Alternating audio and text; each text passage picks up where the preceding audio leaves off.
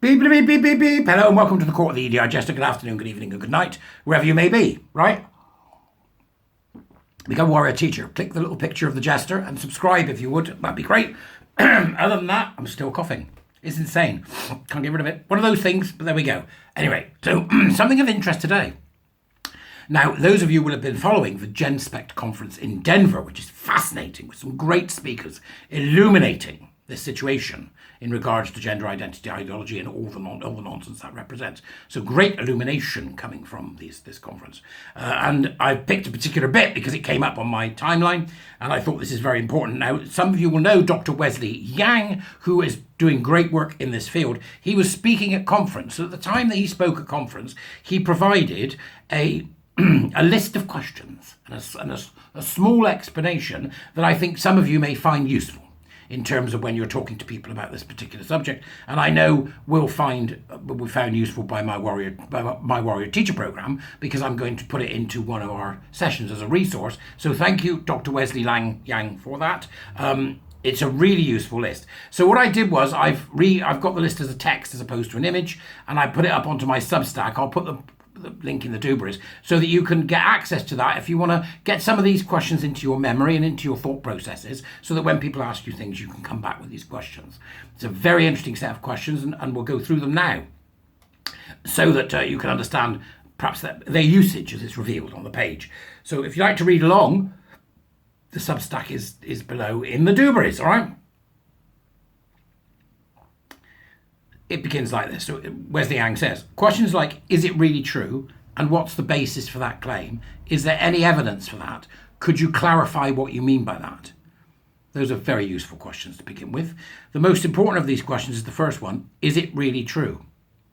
This question, in turn, opens out an ever-widening set of entailments, which, in turn, pose further questions. Are there children who were born in the wrong body?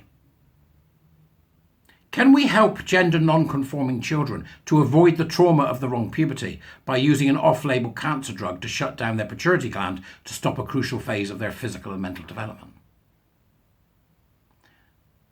Do cosmetic surgeries to alter one's sex traits actually make us into members of the opposite sex? Do they help us to become the people we really always were on the inside? Do they help us to become the people? Questions like, is it really true? And what's the basis for that claim? Is there any evidence for that? Could you clarify what you mean by that? The most important of these questions is, again, the first one, is it really true? This question opens out an ever-wide. So he's repeated his statement again on the next page. Are there children who were born in the wrong body? Can we help gender non-conforming children? All of this is in the Substack. And then we've also got, is there really an act of affirmation to dose someone with cross-sex hormones and cut off healthy body parts in order to provide them with non-functional simulacra of the opposite sex's anatomy? Is a boy who likes unicorns and rainbows, whose favourite colour is pink, who shies away from rough and tumble play with other boys and prefers to lip to pop songs, and with girlfriends rightly described as a person with a boy body and a girl brain? So it's asking really good questions here from the doctor, from the good doctor. Questions that you should ask and then listen. Should we be using different names and pronouns to refer to him and promising him that doctor can turn him into a girl when he's old enough for it? Should we? Anyone? Is the untransitioned adult male with his male sexual anatomy intact, who identifies as a woman, actually a woman by virtue of his inner sense of identification? Ask the question, pause, don't speak. That's the hard bit. Listen.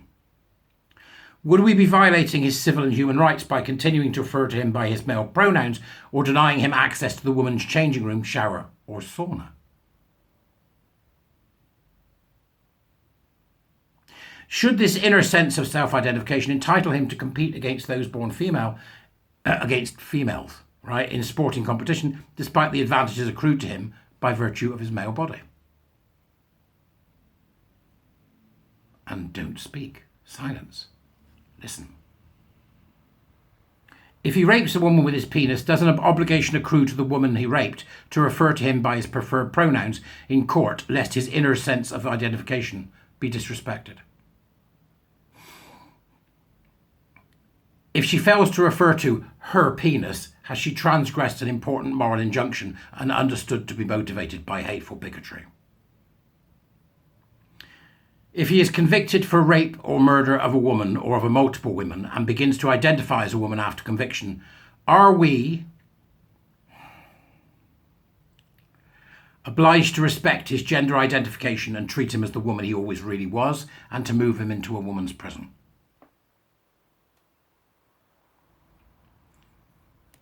He then closes this by saying, those of us who have been following this issue closely, and most of us in this room, are here by virtue of the fact of having done so, know that the answers to each and every one of those questions, according to the relevant authorities, who are in turn guided by the opinions held by all right-thinking people, is yes. He's right. You have to answer yes to all of these to believe it, right? So it's up. I put it up and I've turned it into text so you can copy and paste it if you need to. That's the only reason I've done it. And I hope that's useful to you, that you can take those questions and perhaps, make a leaflet. Thanks, Dr. Wesley Young. I mean, it's wonderful to have this kind of resource that comes from the kind of collaboration that Jen Specht is doing over in Denver. And I wish them well, and I hope it does go well. I've got some people there I know, strangely enough. There are a few warrior teachers going along, so I'm looking forward to hearing their stories about what happened at Jen Specht in Denver. And I imagine that they will be just as illuminating and enlightening as they were last year when this happened. So I do hope that's useful for you. That's it for today, really. I don't want to say any more, but if you can buy me a coffee, become a warrior teacher, click the little picture of the jester. Click the little picture of the jester and subscribe.